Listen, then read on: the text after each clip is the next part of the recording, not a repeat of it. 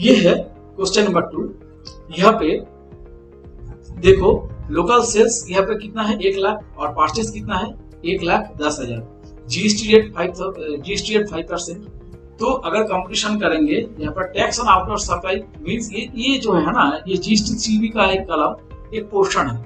GST tax liability कब बनता है, जब जीएसटी 3B हम लोग फिलअप करते फाइलिंग करते तब टैक्स लायबिलिटी बनता है। जीएसटी और में कुछ भी लायबिलिटी नहीं आता है, क्योंकि जीएसटी और में हम लोग को सेल्स रिटर्न से भरना है, मतलब कि जितना सेल्स हम लोग को उसका रिटर्न भरना है।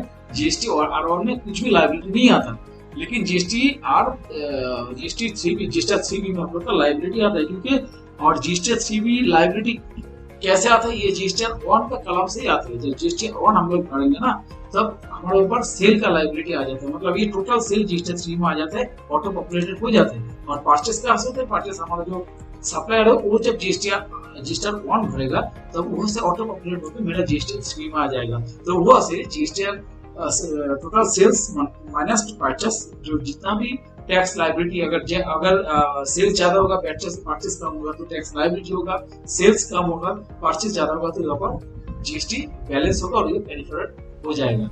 तो उसी के हिसाब से ये लोकल सेल्स यहाँ पर 1 लाख है और लोकल परचेस यहाँ पर 1,10,000 का है। तो टैक्सेबल वैल्यू देखो यहाँ पर सीजीएसटी 5% हिसाब से 2,500 आता है, एसीएसटी 2,500 आता है। तो 1,10,000 का परचेस हुआ तो यहाँ पर जीएसटी कितना इंक्लूड होता है 2,750, सेम 2,750। तो यहाँ पर क्या होगा इनपुट ग्रेटर देन आउटपुट, ठीक है। तो यहाँ पे क्या होगा जीएसटी बैलेंस होगा और ये कैरी फॉरवर्ड हो जाएगा कितना होगा 250, ठीक है।